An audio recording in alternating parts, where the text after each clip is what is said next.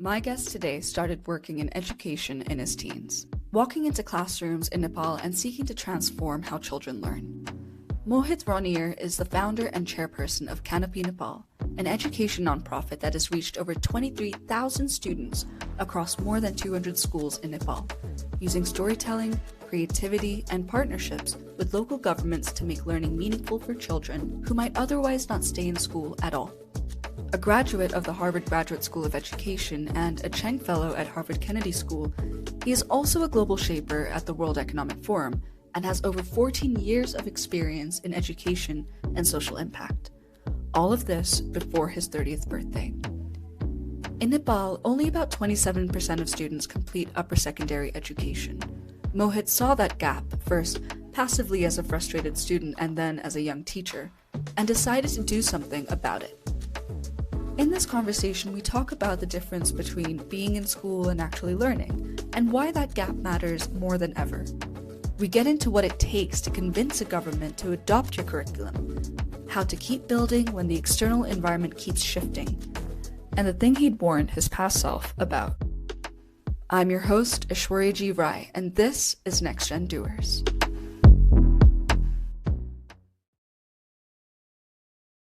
Mohit, welcome to Next Gen Doers.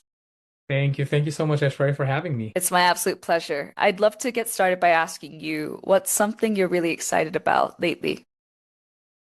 I think last year specifically has been very, very difficult, very challenging for us. But I think there are a lot of opportunities. We're transitioning on some of our strategies. So I'm just excited that one of these strategies work. Yeah. Well, that's good to hear, and I'm fingers crossed from my end for sure. You've been a teacher and now a founder as well, but let's go back to when you were a student. Can you point to a favorite moment that you might have had as a learner? I will start with not my favorite moment, and then I'm going to transition to a favorite Sure. moment. Then I think that will make sense why this is happening. So one of the not so favorite moment as a student was when one of my teachers in grade 6 used to give us this quote unquote punishment if we were not able to memorize answers by heart. And imagine 20 answers, 20-page long answers. We had to memorize each word. And if we missed even a single word, we had to write them 10 times, 15 times, 20 times, depending on our mood or depending on how difficult the chapter was.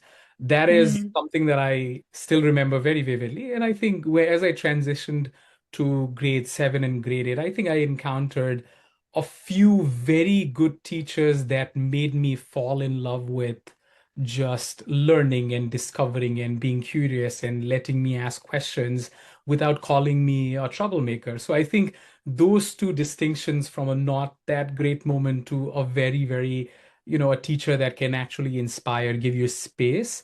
I cannot point to one, but I think this particular teacher in grade 9, I think she just created such a magical moment for us throughout the year that made me realize that, hey, learning can be fun. It's not all about just memorizing things, and it's not all about just blurting out what you remember, but actually discovering and, trying to find out your passion and what's interesting. So two stark differences. Yeah. Absolutely. I mean, and nurturing that curiosity, right? And then that's kind of what creates a sense of ownership over one's learning as well. It's just letting the mind, that to a young mind, crawl through the world and learn through its own curiosity. That makes a lot of sense.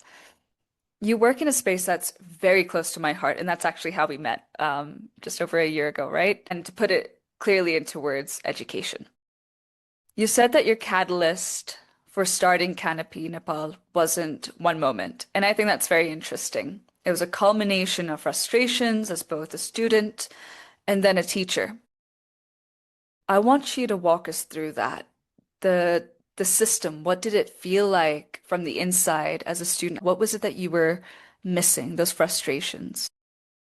I think to some Nepali education a little bit, I think it's all about memorizing, trying to score as good marks, grades as possible without much learning happening. So you'll see students, you'll see um, excellent grades, but without any knowledge, any understanding, any curiosity, any engagement in the process. And I think I was extremely frustrated by not having a space to speak, not having a space to learn, not having a space to really ask questions, but having a lot of space dominated by, hey, just memorize this answer, go to the examination, and you'll be completely fine. And that's a technique that clearly worked for me, for a lot of us, but I think that frustrated me a lot because there was no real learning happening. And I think schools should be a place where learning should be welcomed. Students should not be scared of their teachers. It's a very simple thing. And when I transitioned from a student to a teacher at the age of 17, 18, 19, that's when I realized that, it's all about creating a nice little environment for students to actually foster, to actually feel safe to ask questions, good questions, bad questions, quote unquote dumb questions, so that's where you give them space to actually learn. Absolutely. And I think especially in this current moment that we're in, right, where I'm not sure if this necessarily applies to what Canopy is working on, but like thinking about the technological divide that's coming up and widening. And it's very noticeable across the global north and the global south, but thinking about how those critical thinking skills and those, ability to work outside of rote memorization, rote learning, and think, and not rely on memory or be it, AI to Yep. think. That's definitely something that's popped up, and a few teachers I've spoken with have noted that in their younger students, this almost dependence popping up. So I can understand this frustration seems to wear different masks and look slightly different in different places. You pointed to a really interesting statistic of 27% of students in Nepal completing their upper secondary education, only like just over a quarter. And that's a very staggering statistic. When you were a student yourself, could you see this issue live? Or was it something that, you went through your education, you got to the point of teaching, and then it became apparent and the stats were there? To be very honest, when I was a student, I never paid attention to this stat, never paid attention to the fact that students were dropping out, never paid attention to this problem. And I think this problem really became apparent to me once I finished my secondary school and I started working in the community in with public schools. And in Nepal, there's a big difference between public and private schools. The private ones generally better, the public schools generally under-resourced, lack of good teachers, or lack of resources, stuff like that. And when I actually started working in the community with these schools, with these teachers, that's when I realized that this problem was very apparent, because students having to drop out of schools at a tender age of 10, 11, 12, whatever, like very young, simply because the family did not consider education was important, or the family did not have the resources to continue education, or be it gender issues, be it cultural issues, be it distance, the geography.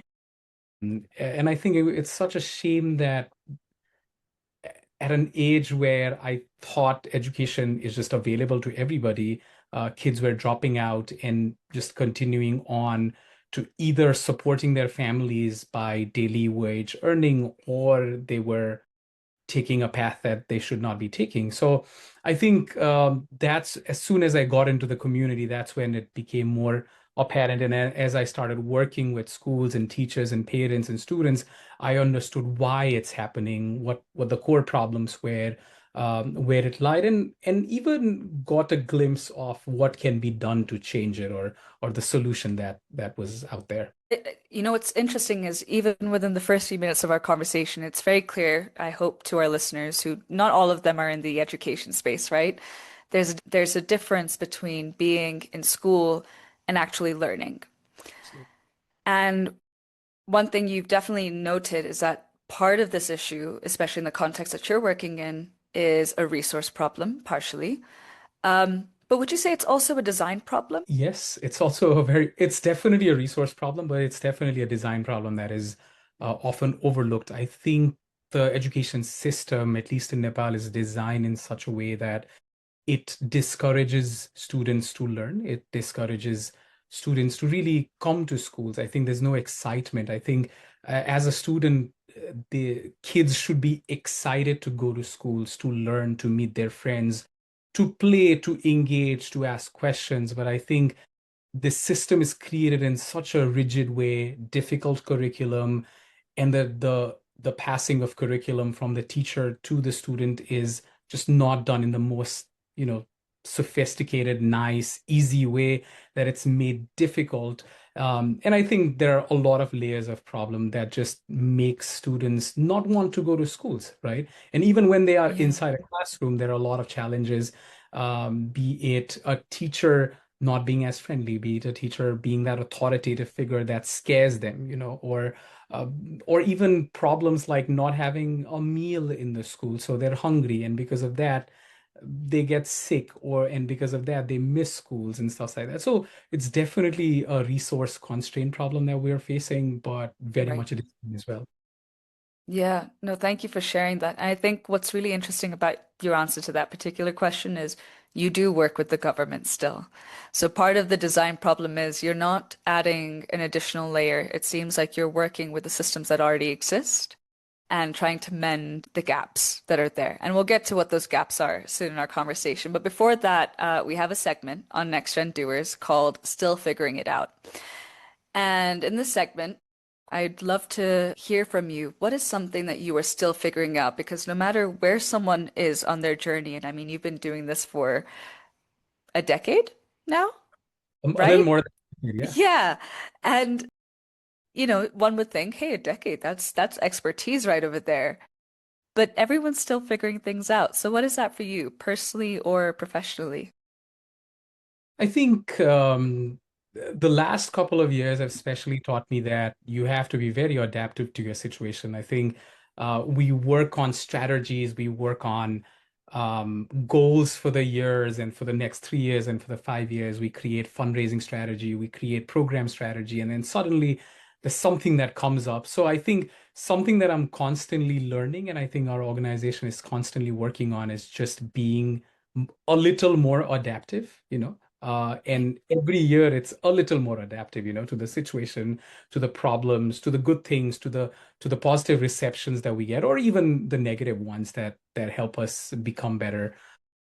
So yeah. I like that. I like that. And I think for our listeners who are not necessarily plugged into the nonprofit space, and Mohit, let me know if this is not applicable to you, but the last year was quite difficult for many nonprofits around the world.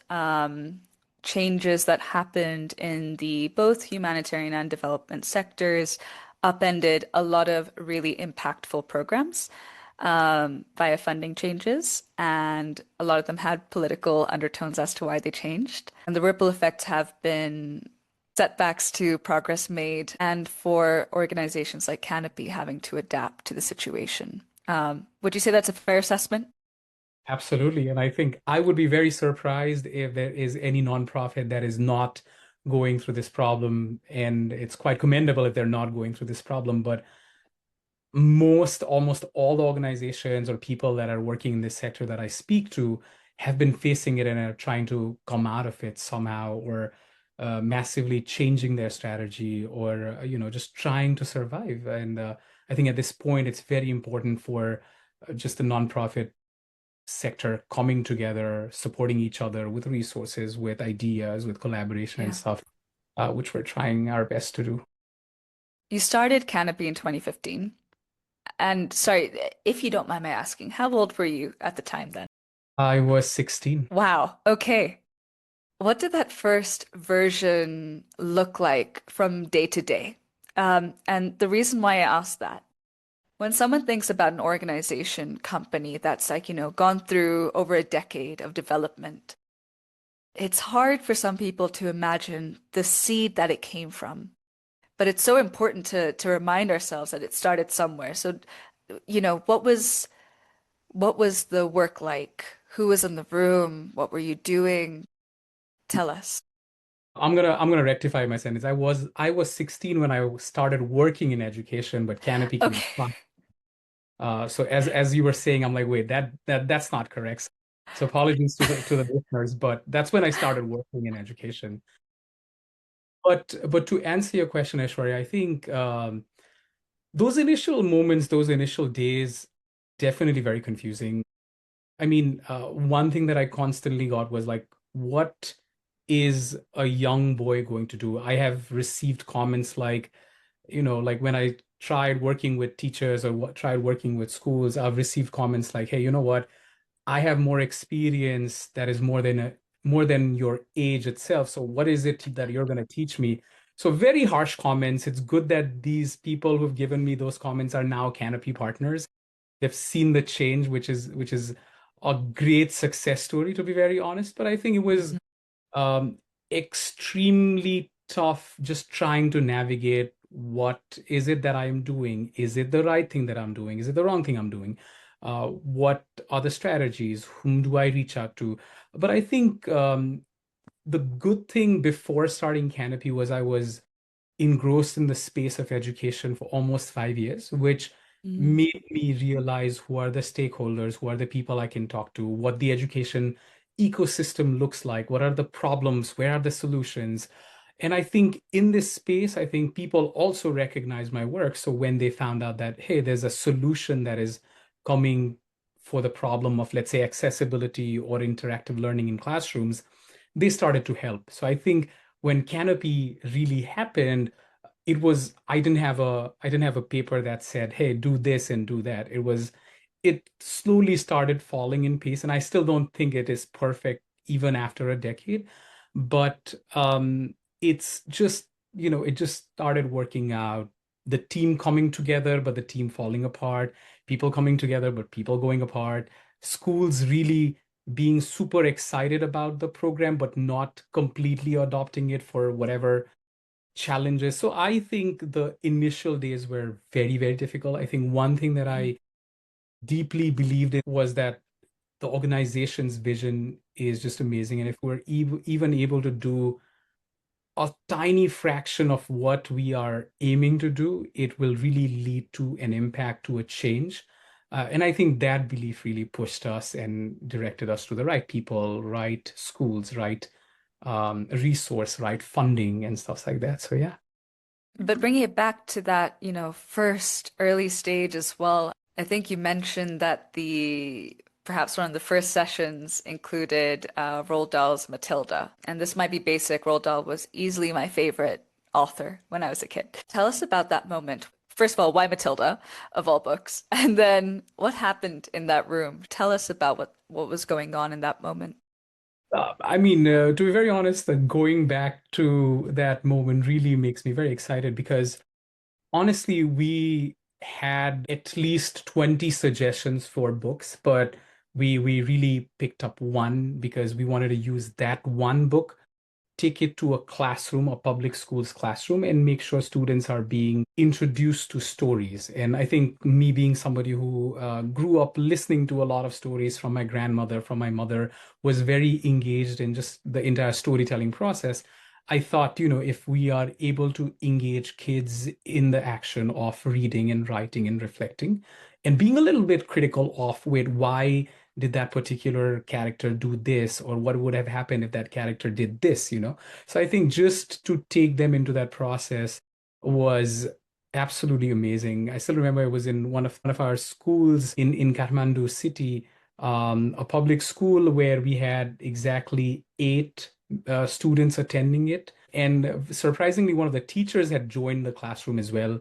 And our initial thought was that she was trying to be critical because the school had taken away her extra class and given it to us. So we thought that she's actually trying to stay in that class to be critical, to find the flaws so that she can go back to the school and be like, hey, why did you replace my class for Mm. this thing? But when we spoke to her, she told us that she really enjoyed being in that session and she wanted to take some notes, some tools that she would implement in her class. So I think that was a great motivator for us to continue. It's not just the kids learning it, it's the teachers actually taking notes and trying to, and who would eventually use that in their curriculum or regular classes was just a great feeling. And Matilda itself is such a strong book that can be, you can just go on and on with, I think Roald Dahl has this beautiful ability of getting you engrossed in his world of what he's written. Mm. So I think kids were getting a glimpse of it, and these were kids probably reading stories for the first time in their lives. And I really mean when I say that. And the problem is that deep where students are not even engaged in s- exchanging stories or even reading books. So I think we Yeah. probably instigated that into getting them involved in more stories and reading and, just the culture of exchanging stories and conversations. That's really beautiful. And just to put us in that, moment, how old were these students at the time, would you say? They were grade seven kids, roughly between anything between age 12 to 14, because there might be that difference. But yeah, these are like 14 years old who have not been exposed to stories at all, at least directly through a book. I think it's a very cool choice, by the way, because my memory of Matilda, it reminds me of teachers and good teachers, and also this connection with learning and of being a student as well. Like that was a very resonant theme throughout the book. So great choice, in my opinion. But also that's a very beautiful moment, and I'm so glad that also incites some excitement for you. Almost more than 10 years on. And you mentioned that, the proof of concept, if you will, came from the students and parents and teachers and working with them. And in a metrics obsessed world, right? That one that wants the stats that indicate how did you achieve these learning outcomes and improvements in reading. It's quite nice to hear about there was that feeling and clear feedback. Can you describe the feeling when you realized that this wasn't an idea anymore as a founder, as someone who, from being a teacher, decided to start Canopy? To be very, very honest with you, I cannot describe how it feels. It was just amazing, the feeling of knowing that, creating a space for students to actually learn and be excited about learning and to be involved in reading a book that excites them about what lies in the next chapters is just an amazing feeling. And talking a little bit about what you were trying to say about who, like the impact that we were seeing, I think the initial couple of years, it was all about kids telling us that they want to read another book. And I think that was a big success metric for us. Parents coming and telling us that, hey, where do we buy books? And books are expensive and stuff. And they are, to be very honest. And teachers saying, wait, you've introduced this culture in our schools. Now we want students to actually go into the library and get a book for themselves. And to be very honest, in Nepal, a library is just a token. It's like an infrastructure that is there. So it's a tick mark. Kids generally don't use it. It's generally closed.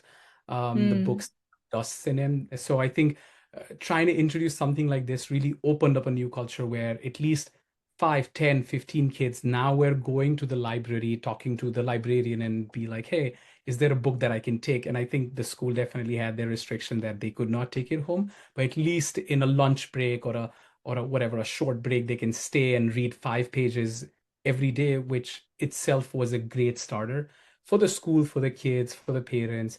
And obviously, I think the metrics just improved over time when we started seeing them wanting to come to classrooms more, where their ability to write and speak and actually engage in conversations improved, and even their attendance improving over time. So those qualitative and quantitative wise, both metrics improving was just such a big proof of concept for us to keep continuing what we started doing.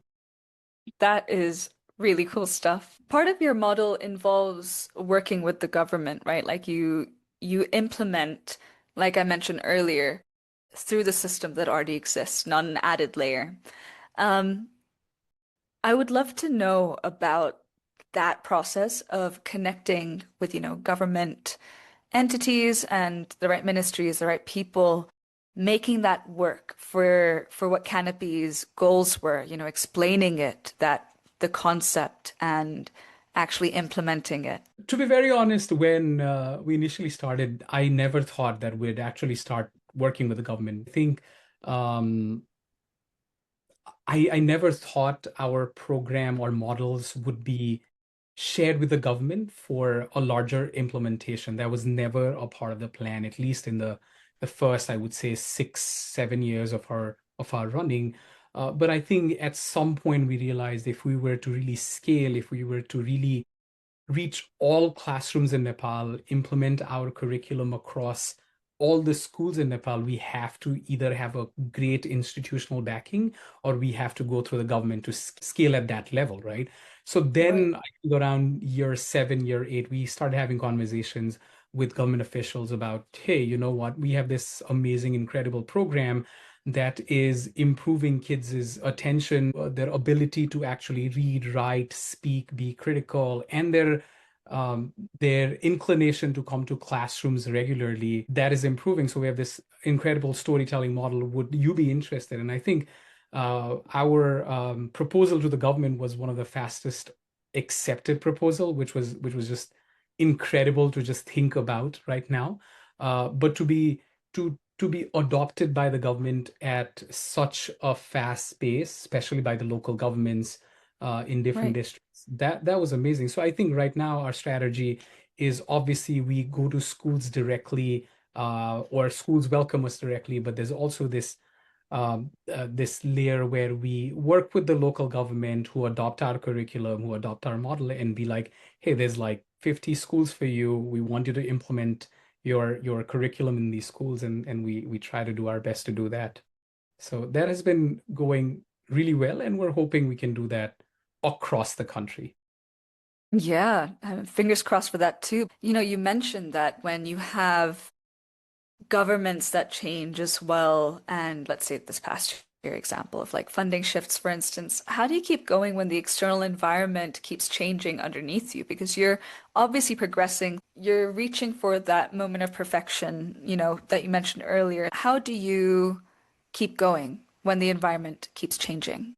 I think going back to how we started this conversation about being adaptable in situations, that's exactly what we're trying to do almost every week, every month, every year. It's sad that there's such a big change that comes in the country, in the world, that derails your strategies or your plans or your goals. But I think one thing that has really worked in our favor is we're never too rigid with our ideas. We're never too rigid with our strategy. We're not I think we are definitely very rigid with our vision, but I think everything around that is a little bit flexible. So we can take a piece out, insert something in. So I think with us, with governments changing, administrations changing, with a lot of fundraising landscape changing radically, we really had to adapt to those situations. So I think those strategies that we had, let's say, 3 or 4 years ago, have transformed into something different, and to some extent something better, I would say, right? And maybe 3 years down the line it might be something completely different, but as long as they fit the vision, as long as they are impacting the kids, and the access component and the storytelling component is at the periphery, it totally works in our favor. This part reminds me of a previous conversation I've had, I think on episode 1 of the podcast, where the guest, Caleb Maru, is a founder, and he noted that in a joking way that his company every year goes through this near-death experience. Um, and it gave me a laugh, but it was also one of those moments where I was like, oh my gosh, like it really is a year to year. Like we're gonna see how this goes. And, part of the point of this podcast is for young people under 35 is who are thinking about their journey in impact and their journey in maybe doing things and starting things, that it is not always a pretty picture when you're inside it, that it is sometimes like adapting to the moment and these factors that are way outside of your control. But it's the mission, right, that keeps you going, what you have your eyes set on. Absolutely, absolutely. I think if the vision, the mission is clear of what exactly you want to do, I think the path will slowly clear its way and exactly tell you in which direction to go. So you might not necessarily have a very, very clear path, at least when you start, but as long as you have a North Star, something to guide you. I think you're in safe hands. Yeah, that's a nice vivid image as well. You said that your biggest mistake that you'd warn your past self about is confusing activity with impact. And that's a pretty sharp distinction to make, especially in a world which I think is increasingly filled with activity-based noise to translate into impact. What does that actually look like in practice? Could you give us an example of catching yourself doing something that might have felt productive but wasn't actually? And maybe how did you rectify that going forward? I'm definitely very biased when I say this, but I don't necessarily think there were a lot of moments when we were engaged in activity without a lot of outcome or productivity. But I think it's a very common practice that I learned in the education space, in nonprofit sector, where organizations or people would just, and in a very practical example, would engage kids. They would engage them for a 4 hour, 5 hour session about a certain topic and expect kids to drastically change. But something that they fail to understand that, just because you are speaking to a child for 5 hours about a certain topic would not make them an expert, nor would that instill any kind of excitement in them in just a day or something. So that's a very common trend in organizations and individuals in our field. I think we see them keeping kids engaged.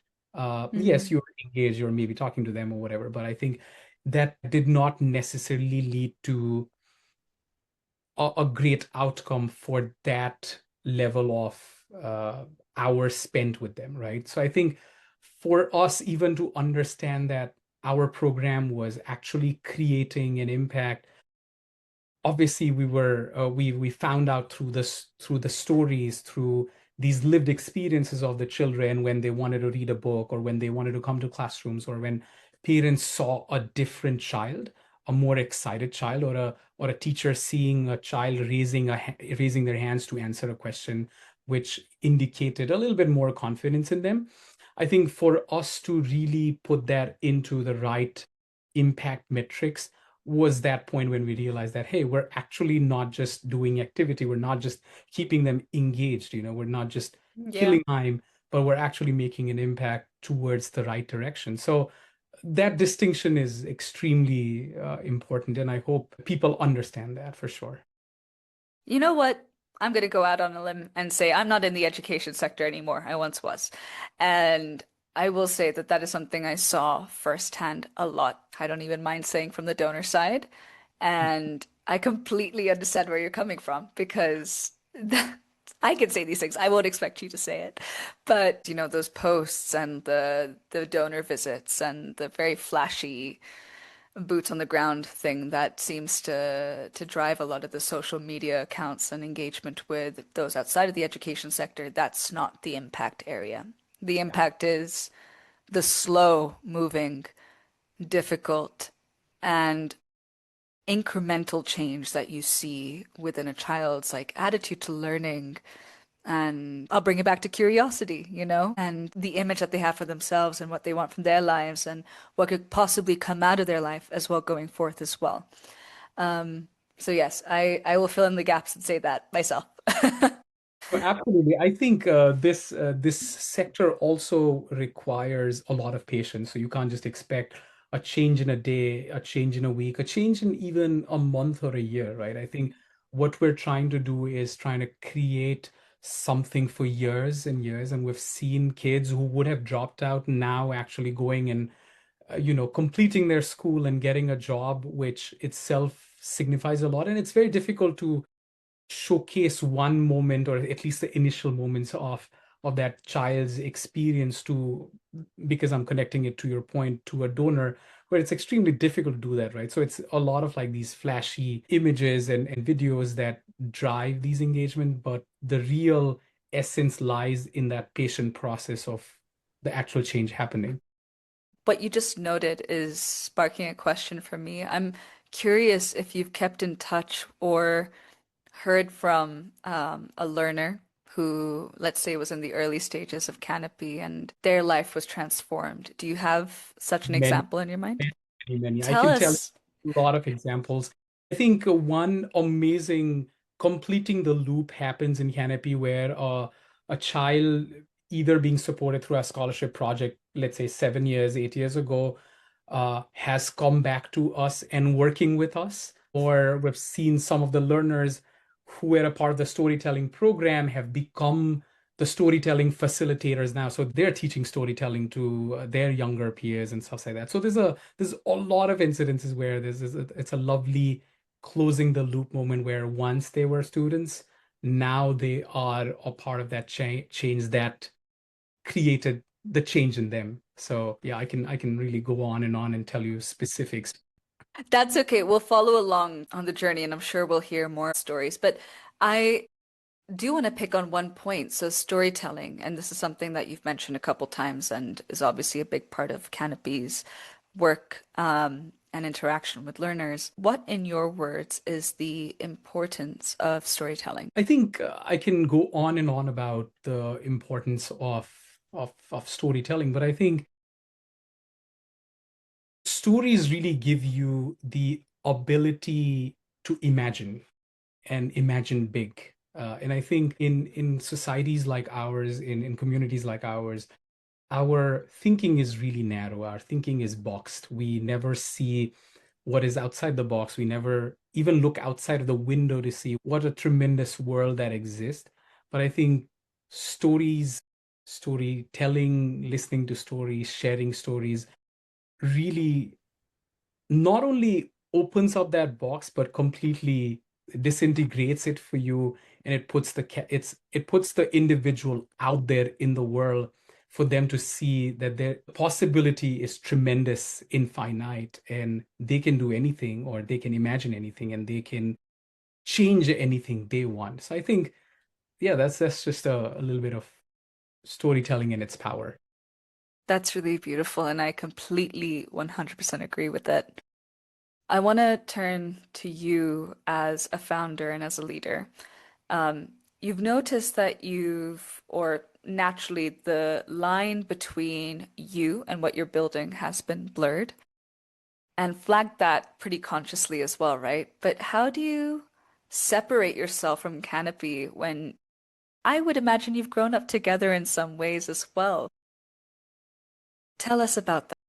But I don't necessarily think I've been able to separate myself with Canopy because I think in a lot of instances I am the Canopy guy, right? So people might not know my name, but they might be like, hey, that's the Canopy guy, or is it the Canopy guy, or oh, you're the person behind Canopy. So that often comes.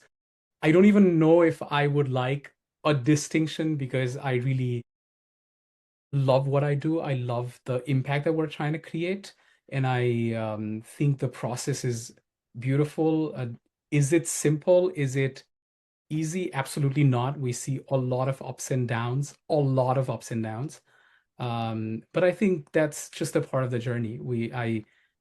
I don't necessarily think I had signed up for this crazy ups and downs, but I think because the rewards are great, just to see the change, I think you totally accept those challenges and uncertainty in life. So I don't think I have an answer to your question, but I don't think I've been able to separate myself really. And I don't honestly know what the right or wrong answer is. I have spoken about this with someone previously on the podcast, and they noted for their own health and well-being sake that they actually did need to start separating their company from themselves.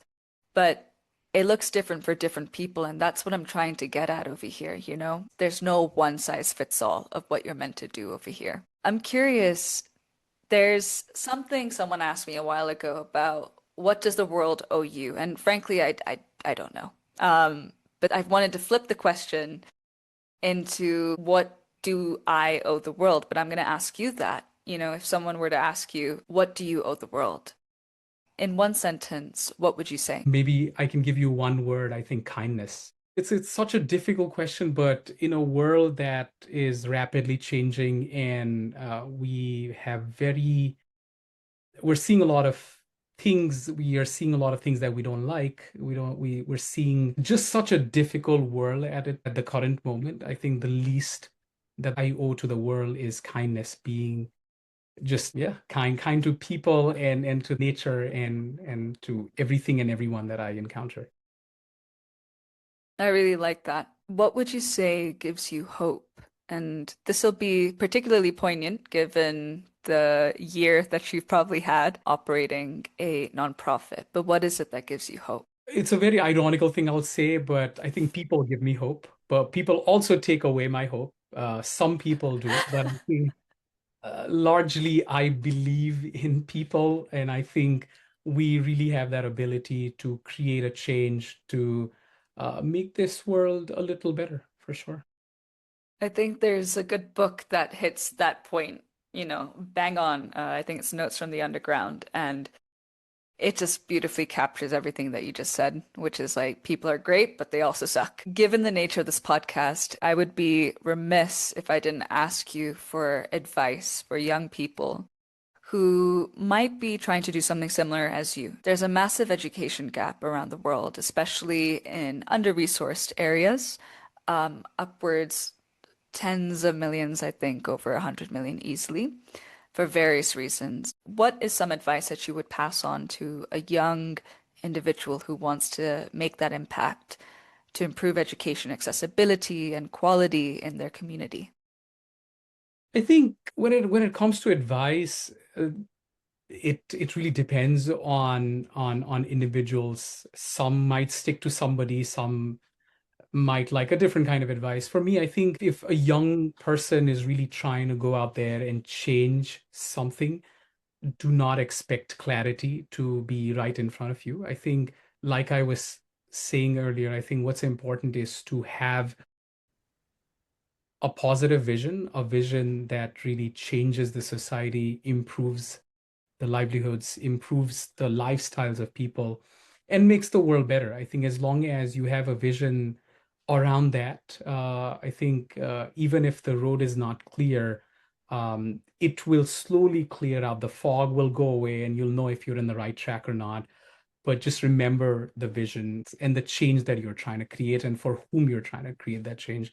And then suddenly pieces will start falling in the right place. And on that note, Mohit, thank you so much for sharing your journey of building Canopy Nepal and of the brilliant work that you're doing, of notes of kindness as well. Thank you for your time and for your story. Thank you. Thank you for having me, Ashwarya.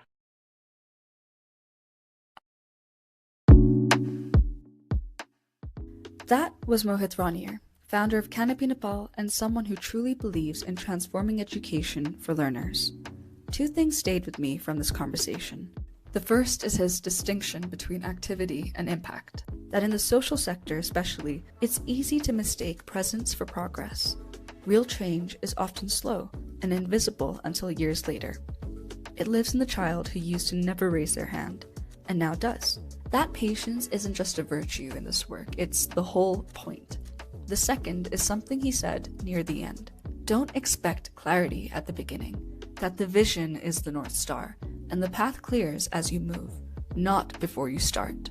If what you're building is genuinely in service of someone else's life, the fog will lift. You just have to keep going through it. And when I asked him what he owes the world, one word: kindness. You can find Mohit and Canopy Nepal in the show notes.